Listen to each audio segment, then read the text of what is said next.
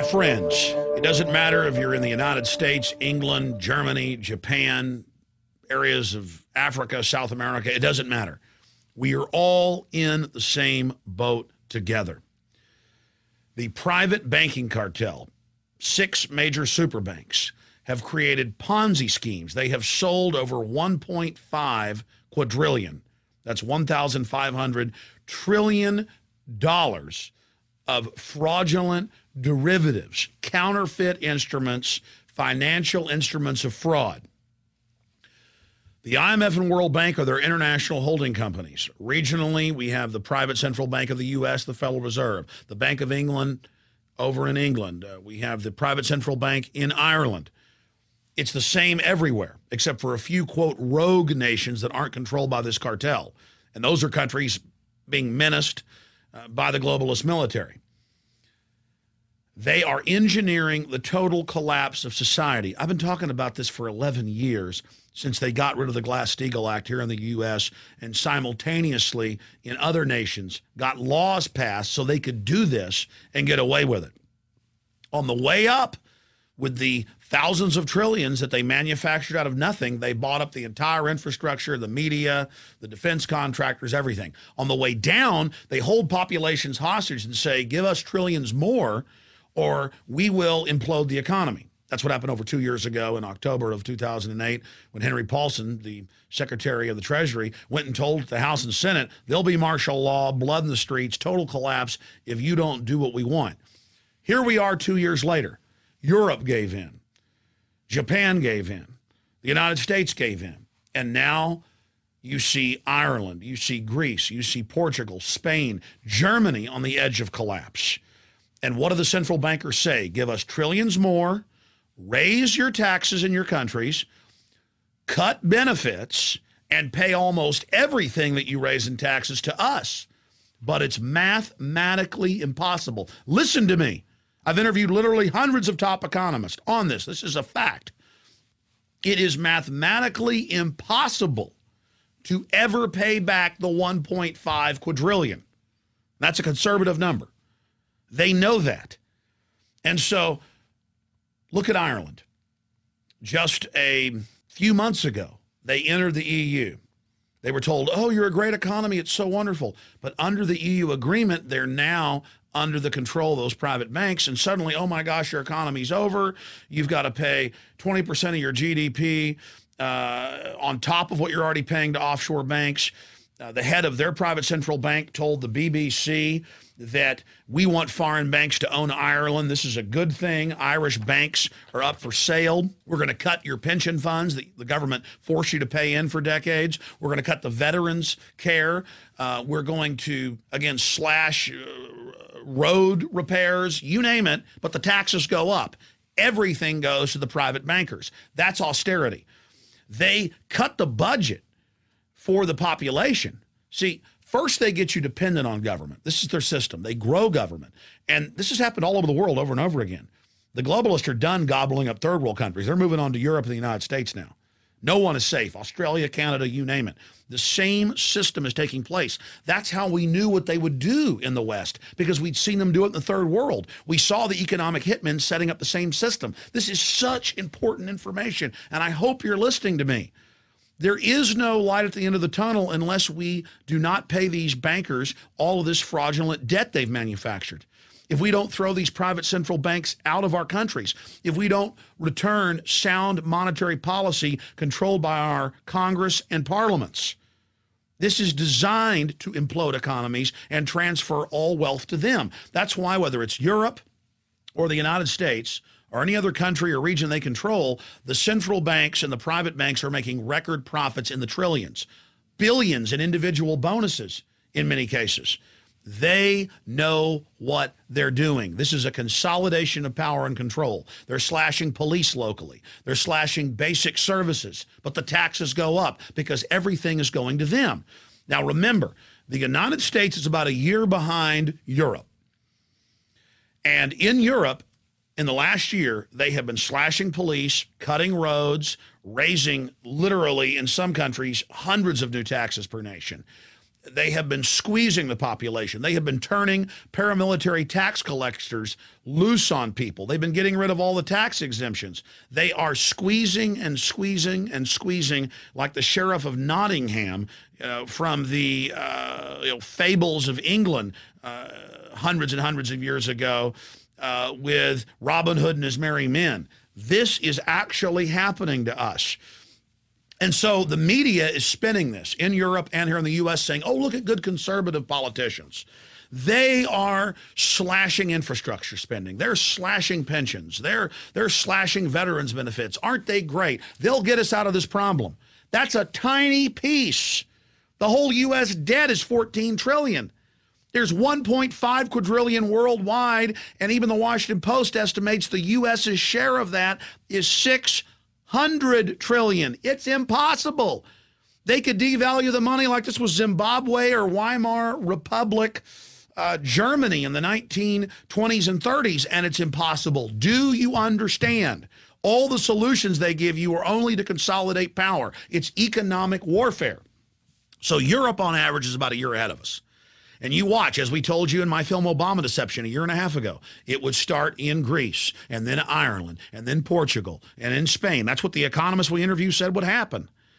It would then move to England and Germany and France. Now it is. It would then travel to the United States. This is all engineered. I cannot stress that enough to you. And that they would cut veterans benefits, that they'd signed on and were guaranteed basic health care, that they would federalize your private pensions and tax them and reduce them in the name of saving them, because the pensions are invested in the derivatives fraud.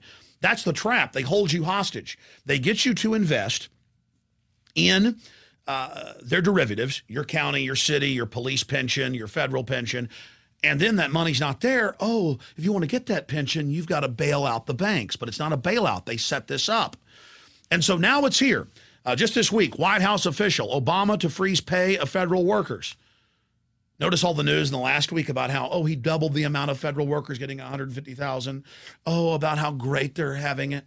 That's to sell them as the main scapegoat. I'm not against cutting their pay. I'm not against freezing their pay. But you do it after you've arrested the central bank heads. You do it after you've written off the 1.5 quadrillion that's impossible to pay off. You do it after you brought a true monetary system into existence. But you wouldn't have to do that with all these cuts if you got rid of this corrupt fractional reserve banking system. I do want to cut government because it's used as an agent of tyranny. It was put in place and grown to suppress us during this implosion phase, during this shearing phase, the shearing of the sheep. So now they've announced that they're going to freeze the pay of federal workers for 2 years and then probably cut it. Bloomberg, of course, has reported over a year ago that pension funds are being ordered, private pension funds, to, quote, invest in failed megabanks. There's no law, but federal regulators come like the mafia and say you better do it. It's come out in the last few months, also in AP and Bloomberg, that 11 years ago, a secret deal was signed by Prudential and other major insurance companies with the VA to allow them to steal all of the death benefits that troops pay out of their check for if they die in battle or after they die, so their widow or widower gets the money. That was all just stolen. This is the greatest swindle and the most brazen I've ever seen studying history. It is so off the charts because the average American only cares about sports or rioting and looting, you know, during Black Friday, the day after Thanksgiving, to get their little slave goods. Now, this is key. Remember the article from March 21st, 2009 in Stars and Stripes, over a year ago. And in it, Obama proposed that they make all military people buy their own insurance for combat-related injuries. They've signed a contract guaranteed if they get their arms and legs blown off, Uncle Sam and the taxpayer is going to pay for it. Veterans of Foreign Wars, Veterans Organization, went wild, got angry, said no to this plan, and Obama backed off for a year. Now they're back, and in the New York Times, pitching it to you like it's a great thing. And they're announcing, hey, there's 2 million people that are on government-paid-for insurance because they're veterans. The government wants to take that away, take the health care completely away from the veterans. It continues. Here's the Wall Street Journal. Union drops health coverage for workers. It's a union in New York, and they're dropping coverage for the children of the workers. This is austerity. You pay into these pensions. You pay into these unions. You go and join the military. You do everything, And they're even cutting it from those groups. If they'll go after the veterans, they'll go after anybody. Under austerity that's been done in hundreds of countries over and over again, in just the last 20 years, we know what the private central banks are going to do. And once the country fully is bankrupt, whether you're Ireland or the U.S., it doesn't matter. It's the same formula. They are going to shut everything down. And once the economy fully disintegrates, they're going to triple water, triple power prices. They're going to force the government to hand all these infrastructures over to them.